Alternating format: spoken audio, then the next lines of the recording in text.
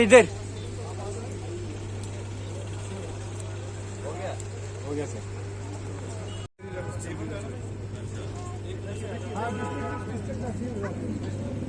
अच्छा अच्छा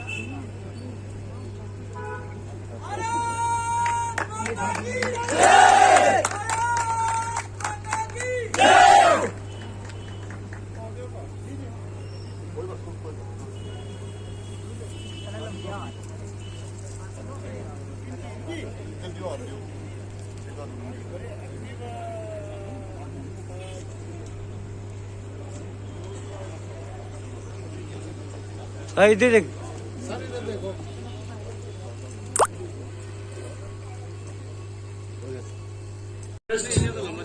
जनाब डिप्टी कमिश्नर रजौरी और मंच पर तशरीफ लाए तमाम एडमिनिस्ट्रेशन के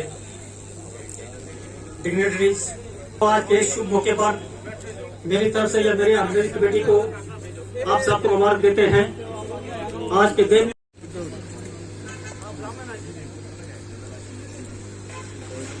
वेलकम आइए सर।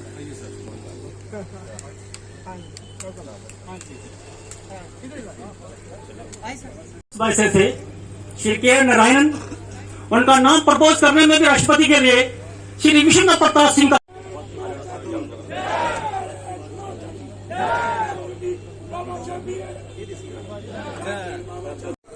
बाबा साहब को खराज अकीदत पेश करते हैं। साथ में हम इस देश के प्रधानमंत्री जनाब विश्वनाथ प्रताप सिंह को भी खराज अकीदत पेश करते हैं, हम जिन्होंने आज के दिन उनकी नेशनल हॉलिडे डिक्लेयर की थी, जिन्होंने बाबा साहब को बातों को याद करते हैं और उनके विचारों को अपने जीवन में सम्मिलित कैसे करें उस चीज की प्रयत्न लेते हैं। तो बाबा साहेब की शख्सियत के बारे में जितना कुछ कहा जाए उतना कम है, लेकिन उनकी आज जयंती है तो कुछ बातें मैं उनके बारे में बताना चाहूंगा। बाबा साहेब एक गरीब फैमिली से बिलोंग करते थे और उस गरीबी से, उच्च पिछड़ेपन से जो बाहर निकलने का जो रास्ता उन्होंने चुना वो था पढ़ाई का रास्ता। और वो पढ़े और इतना पढ़े कि उन्होंने इस देश का संविधान लिखने में वो उसके प्रिंसिपल आर्किटेक्ट बने।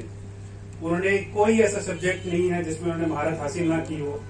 वो एक सोशियोलॉजिस्ट थे, एंथ्रोपोलॉजिस्ट थे, इकोनॉमिस्ट थे, एक ज्यूरिस्ट थे, एक एकोमेडिशियन थे और उनकी जो इंटेलेक्चुअल जाइंटनेस का जो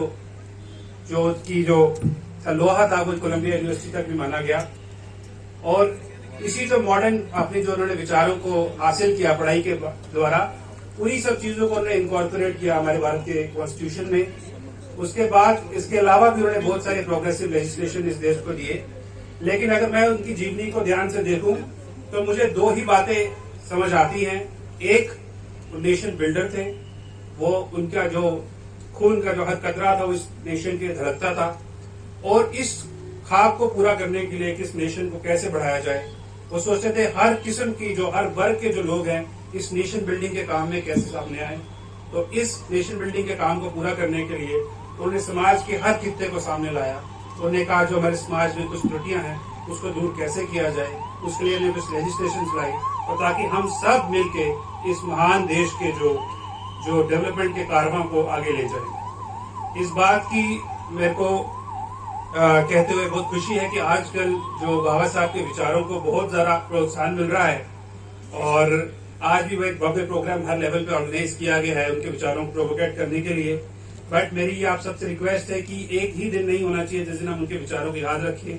हर दिन उनके विचारों को हमने याद रखना है ताकि इस देश की जो प्रोग्रेस है, इस देश की जो अखंडता है, इस देश की जो हमारा जो सपना है, हमारे मोदी साहब का सपना है, हमारे प्राइम मिनिस्टर ऑनरेबल पीएम का सपना है कि हमारे देश को नंबर 1 बनाना है पूरी दुनिया में, तो उस चीज के सपने को भी हम कैसे पूरा कर पाए।